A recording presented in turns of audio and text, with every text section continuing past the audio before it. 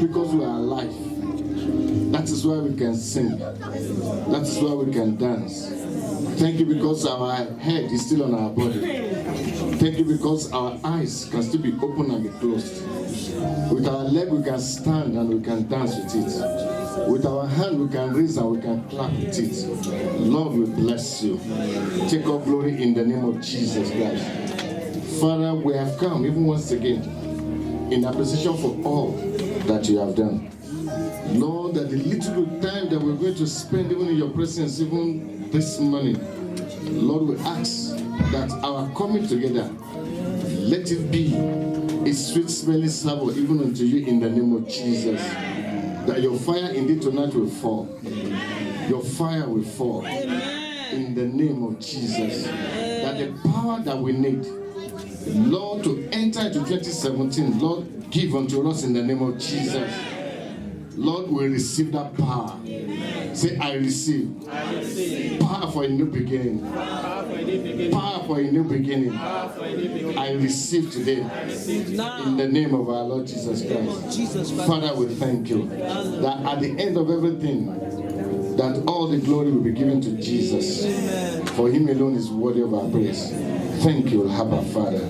In Jesus' name we pray. Amen. Praise the Lord. Hallelujah. So please, let's have our seats. Quickly, can we just open our Bible to the book of Exodus chapter 12. Exodus chapter 12, and I'm going to read from verse 28 to 36, if they can. Quickly. And the children of Israel went away, and they did as the Lord had commanded Moses and Aaron. So they did. And it came to pass, say it came to pass. And it's coming to pass today. That at midnight the Lord smote all the firstborn in the land of Egypt, from the firstborn of Pharaoh that sat on his throne unto the firstborn of the captive that was in the dungeon, and all the firstborn of the cattle.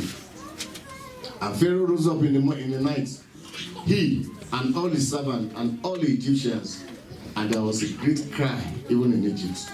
But there was not a house where there was not one dead.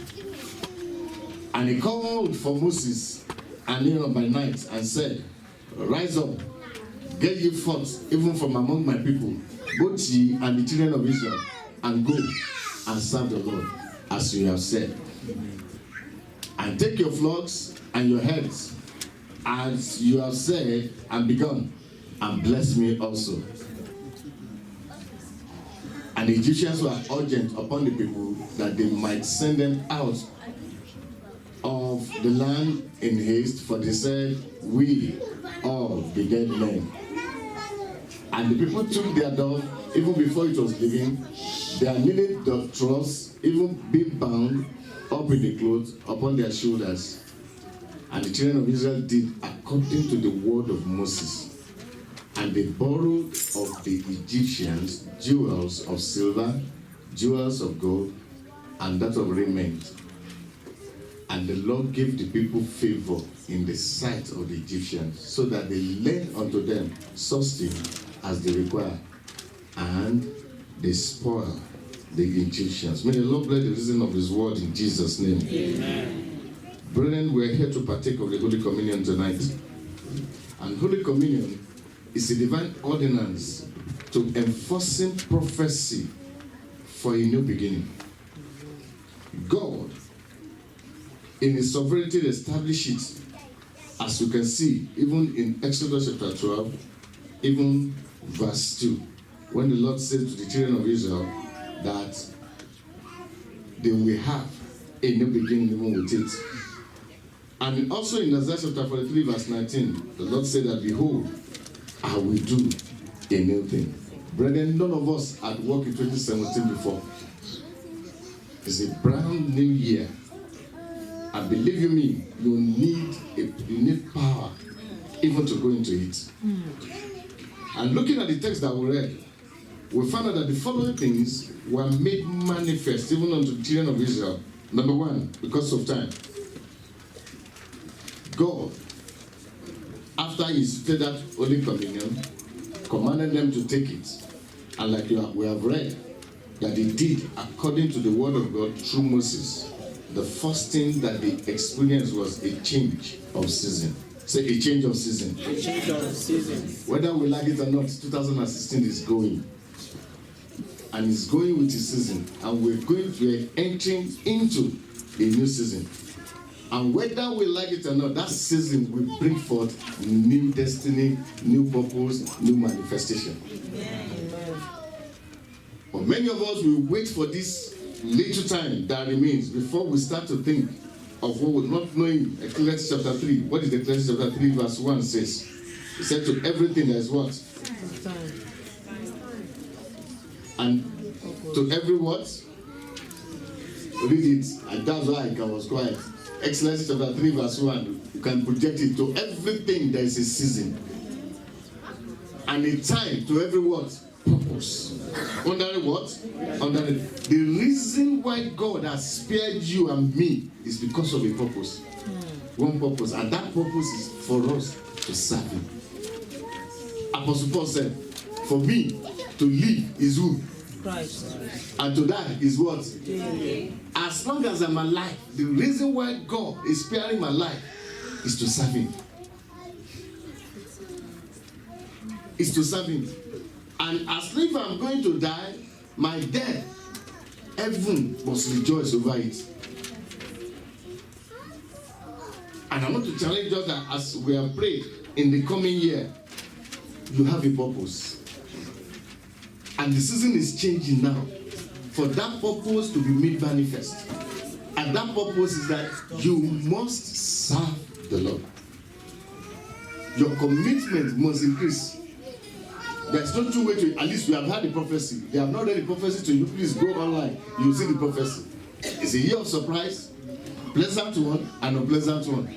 And for internationals, they said things will happen in twos. Hurricane in twos. Tycoon in twos. So there will be surprises. And you need to know why God did not end your life with 2016. And I'm declaring to you, you will not die. Amen. But you will live. Amen. But you will live to declare the glory of the Lord. Amen. That in the house of the Lord, your name will not be absent in the name of Jesus. Amen. Number 2, when there is change of season like that, of course, like I said, it brings forth new purpose. You see, purposes being made manifest. God, in Exodus chapter 12, you know, if you go back to Genesis chapter 15, you will see that God declared it and told Abraham, He said, your people, your children, they will spend 400 years in the land of Egypt. In the land that is not their own. They will be slaves. Prophecy went ahead of them. And as God also too in His sovereignty, instead of spending 400 years, how many years did they spend? 430. Additional 30 years. Well, Bible scholars say maybe they did not pray. Because in Exodus chapter 3 verse 1, the Bible said that when they cried even unto the Lord did what? The Lord heard them. So maybe the 30 years extra was because of their prayerlessness. And many times with us too, the devil come tempting, especially with those afflictions of 2016, not to take our life, not to mar us, but it just came just to test us. And many of us at that point in time will become depressed. Rather than putting on our weapon of our warfare, confronting even the devil. The Bible says, resist the devil. Submit yourself therefore to the Lord. Do what? Resist the devil. What's he going to do? It's at that time you fall to depression. Rather than putting on your weapon of warfare, according to Ephesians chapter 6, and resisting the devil. The children of Israel too, they went to sleep. And rather than 400 years, they spent 430 years. But thank God for God. Let me tell you, neighbor, thank God for God. Thank God for God. In Exodus 12, God came down and said, do, institute the Passover. Undertake Holy Communion. So. Take an heifer that is blemished. kill it with the blood, put it upon the doorpost, and make sure you stand to eat it, and nothing must remain. Any other thing that remain, burn it with fire. And that same night, immediately that they did it, they fulfilled, they entered into power with God.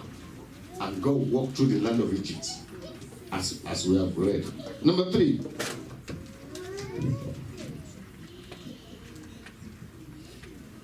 At the place of the Holy Communion, like we said, God executes judgment upon enemies. Many of us don't like it, but it happens. And it will happen tonight. Amen. As we partake of this, it's going to happen tonight. Amen. That the Lord will carry out judgment upon your enemies. Amen. Because of time. Because of time. In Jeremiah 30 verse 16.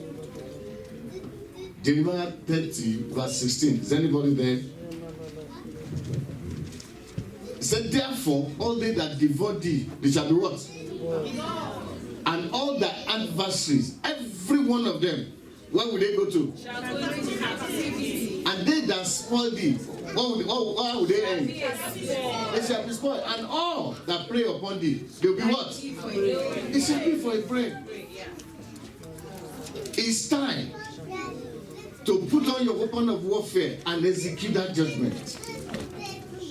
And as you partake of this, it will come to pass. Amen. I said it will come to pass. Amen. That the Lord will walk through the camp of your enemies. Amen. That there will be divine invasion. Amen. Even tonight in the name of Jesus Christ. Amen. Number what now? Number 4. The children of Israel, after that Passover lamb, they received freedom. Of course, by the time the Lord arose, Isaiah chapter 6, what did he say? When God arises, what happened? The enemy is scattered. They got freedom. I don't know the bondage that you are in 2016. I don't know the bondage that 2016 had melted, or the year before had melted or put you in. One thing I know tonight, as you partake of this Holy Communion, you are coming out. Amen. Your amen is weak. Amen. Your amen doesn't sound like it. Why am I so sure? Hosea chapter 12, verse 13. The Bible says that by a prophet, Israel was brought out of Egypt. And by a prophet was it preserved. And I'm believing the Lord. The prophet you are going to take tonight is Jesus Christ. Amen. It's not me, it's Jesus Christ. This is his blood and his what? And his flesh. And as you take him, you are coming out of bondage. Amen. Whether financial, marital, whatever name that is tied, you are coming out. Amen. I say you are coming out. Amen. In the name of our Lord Jesus Christ. Amen. Number 4 or number 5.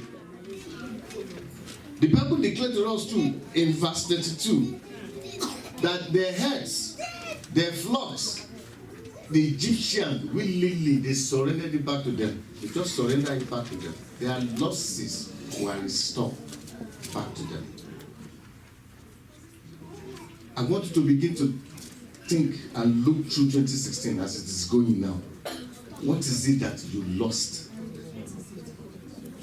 Tonight, at this table, you will recover all. Yeah. I said you will recover all. Yeah. In the name of our Lord Jesus Christ. Yeah. Number what now? 6. Number 6. In verse 35, the Bible says that the Israelites themselves, they spoiled the Egyptians. Remember I told you need power. Wealth change hand. Many of us have been in this land. They've told you go to school, you have been there. You came out, what happened? Job. Any small thing, who will suffer loss of job? Immigrants. They told you, I saw somebody today who was telling me again too that he had gone, as he was going to school, he will get a job, he will lose it, he will go back to school. I said, when are you going to know that it's not by going to school, but that you need the power to collect the wealth of the Gentiles? And 2017 is that year. Amen. So receive that power tonight. Wealth must change hands. Amen. By force, by fire. Amen. Wealth must change hands. Why? Because you cannot serve God in poverty. Amen. He said, my city shall spread through what? Prosperity. He said, my city shall spread through prosperity. You need the kingdom of God serve this morning. In this morning. And because of that, the power for wealth, receive it in the name of Jesus. We've talked about the children of Israel. How does this is the Old Testament. Pastor, how does it relate to us? How does this relate to the Passover lamb? Mark chapter 4. Is anybody there? Mark chapter 4 verse 24. Mark chapter 4 verse 24. You see what Jesus said? Are we there? So Mark 14 verse 24. Mark 14 verse 24. And he said unto them, this is what? This is my blood. This is what? My blood. Of the what? New Testament. Of the new covenant. Which is what? Shed for many. Shed for many of us. Jesus is the Passover that we're talking about tonight. Is the Passover of our own dispensation. And the Bible made us to understand in 1 Timothy chapter 2 verse 5 that he is our mediator. The one that God had appointed to speak unto God on your behalf, on my behalf. Regularly meditating unto God. Talking to him. He is our mediator. And of course, he did that by surrendering his life. By taking upon himself the death of where? Of the cross. Number 2. Jesus is an advocate. What's the difference between a mediator and an advocate? What's the difference? Who can tell us? Any lawyer here? What's the difference between an advocate and a mediator? An advocate speak for you. A mediator intercede between two words. The issue that the devil brought in Genesis chapter 3 between us and God.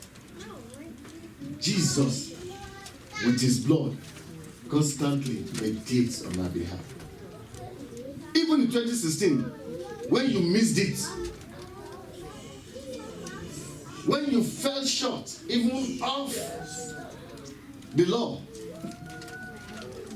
the reason why judgment did not come is because Jesus was on the right hand side of the Lord. Doing what? Meditate. The Father, instead of judgment, please show what? Mercy. And James 2:13 said, mercy prevail over what? Judgment. And that's why when I see Christians now, that they don't come for Holy Communion, you are exposing yourself to law. You are cutting yourself outside the dispensation of grace, which you did not pay for. Holy Communion is a place of power. It's a place where you come, even all what you need to do, confess it, and you receive mercy. And don't go back to it again. But see, we don't come, there will be no power, and there will be no mercy. And when you break the edge, what happens? Serpent bite. And you'll not be asking, where is God? He was waiting for you at the Holy Communion. He didn't show up now. And it's not only in Canada, even back in Nigeria now, they do show up. But when calamity now comes, you'll not be asking, where is God? He has not been anywhere. It is we that have been found. Jesus is your mediator. And for an advocate, advocating means he is not talking for any other person, but for who? For you. God, this person, you must bless him. This person does not deserve this. And that's why you see him, that the Bible said that he is the faithful what? High priest. Our faithful high priest. The one that is sitting at the right hand side of the Lord. Making what? Intercession for you and myself. And you have come to him tonight. And as you partake of this table, he will intercede on your behalf. Amen. Don't know what you have come with, or whatever it is, but no matter how high the devil has magnified it, it's little in the sight, it's small in the sight of God. Jesus will intercede for you. Amen. In the name of our Lord Jesus Christ. Amen. Jesus confirmed our victory. Revelation chapter 12 verse 1. What did he say? We overcame by what? By the blood of the Lamb. And by what? By the word of our testimony. It is a victory asserted. Victory confirmed. But when you come to the place of the Holy Communion, you renew that covenant for your victory. That whenever the devil suffers, already victory is yours. I was sharing with them. I said, I was just in Lagos, and the teenagers went out on evangelism. And they came back, and my parish pastor said, "Oh, Shona Pastor, pray for your children." And immediately I said, "In the name of Jesus." One mosquito just came. In the name that I said, the mosquito flew through my nose, landed in my chest. And for 3 weeks, I coughed like I've never coughed before. Couldn't go to work, couldn't go to church. But because I know that I am not alone, because I know that I have a mediator, that even if I had sinned, if I had missed it, I have a what? I have a mediator. Because I know that I have an advocate, that I'm not alone, even in that work. Let's assume it's even at the place of the work, or even in the church. All what I needed to do was just to go back to him. Open myself before him. And that Sunday morning, I was just at home. I didn't go to church. After taking my breakfast, which is of course unusual for pastors, especially redeemed. And I took the drug that they gave to me, the high blood pressure drug that they gave to me, and I took, because my blood pressure was 180 and 111. And I took that drug. I said, "This one, God, am I going to live with this forever?" I said, "No." I just took the drug on the table. And lo and behold, I slept off. And right in that sleep, a light came in. They said, "Your heart is this, your heart is that." I said, "Yes." He said, "Do you believe that I can heal you?" I said, "Yes, Lord." And that light came into my chest, like this, my heart on the left like this, and flipped my heart. And that cough ceased instantly. And I woke up. Until today, it's gone. And it will never return. Amen. Why? Because your victory has been paid for. The more you take this, the more you renew the covenant of your victory. And I'm believing God for you. Whatever it is, no matter how far the enemy had gone with you in 2016, you are victorious. Hear me, I said you are victorious. Because your victory is settled. Amen. Number 2, sickness. Isaiah chapter 53. The Bible said that by his stripes we are what? Healed. We heal. Your healing is settled. All what you need to do, you come to a place like this, you claim it, and it's done. Number 3, death, premature death. That many of us fear death. back home tell you don't travel at night. Me, I travel at night because my father is a God of the night and also the God of the what? The day. I stay in the office till 11. I go when I want to go. I still drive down to the camp or go to Agege from here. And I've never, at least for over 2.5 years I stayed there, I never had a single flat tire. To the glory of God. Who is that armed robber? I will tell him to eat. I too am a spiritual robber. I will rob them before they rob me. But when we don't know what we carry, the devil comes and intimidates us with death. And before you know it, we surrender. Whereas in Hebrews chapter 2, verse 12 to 14, what did the Bible say? It said, him likewise partook of what? Hebrews 2. Please, every display it fast. Verse 12. Go to verse 14 then. For as much as the children are partakers of what? Read it again. Who are the children? Who are the children? He said, for as much as the children are partakers of what? Flesh and blood. He also himself likewise partook of the same, which I showed you in Mark 14, verse what? 24. He now said, that through death, he might destroy him that has what? That has what? The power of death. Inasmuch as you partake of this, Jesus is bound to destroy death for you. Amen. That's what he's saying. But you don't come, sickness comes like this, may take you away. When you don't, because there is no covenant between you and him. And all of us have signed an agreement with what? With death. Hebrews 9:27. What did he say? It is appointed. That agreement that is signed.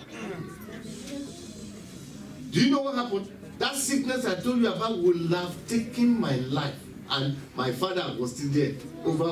At least he died a month after, at the age of 114 years. And that death wanted to come and take me.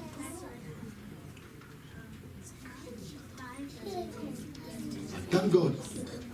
That day, I was in the camp. I was in the presence of God. And Gio was leading us in some offensive prayers. I knew something will happen. I knew something will happen. So if that thing is for my father's house, something, and that's the exact prayer he asked us to pray. Something must happen. And many of us, you have been covenanted like that with them. And you call yourself a Christian. You don't take Holy Communion. You're exposed. But I'm believing God for you. As you partake of this tonight, you will live. Amen. You will not die. Amen. What about poverty? Yoke of poverty. Of course, because you are in the Eastern world or the Western world, you have credit card. Abi? Don't you pay for it? People of the Lord, Jesus became poor. That's what? And if you go to that Mark chapter 4 as well, you will see that the first thing when Jesus came down from the wilderness, he said, my ministry, the mandate that I have upon me, he said, the Spirit of the Lord God is upon me. He said to preach the good news to who? To the poor. One of the first mandate that he had was to destroy yoke of poverty. And at the cross, he took on the poverty that you might be what? And as you come to the place of Holy Communion, every yoke of poverty that may be tormenting your life, they will not enter 2017 with you, Jesus. Why? By the reason of the anointing upon this bread and wine tonight, they shall be destroyed in Jesus' name. What about curses? Jesus became cursed for us, that we might be what? Might be blessed. Galatians chapter 3, verse 13 to 14. Yes. Galatians chapter 3, verse 13. Christ has redeemed. Can we read it together? Because of the Lord. He made a cause for us. On the tree. How many of us have read that Deuteronomy 28? Especially from verse 14 down. How many of us have enjoyed reading it?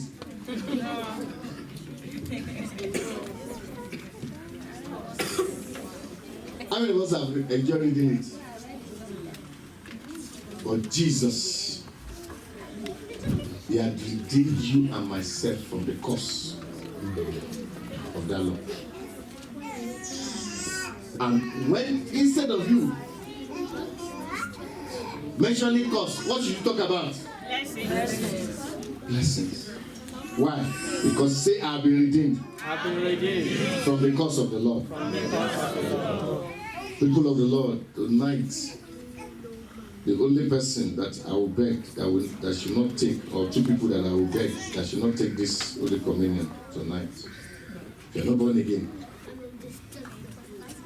please don't. Or you have the opportunity, you can come forward, we'll pray with you. Prayer of salvation, then you are qualified to take it. If you know within yourself that you are still dining with the devil, please don't take it. If you are still dining with the devil, please don't take it. Shall we rise?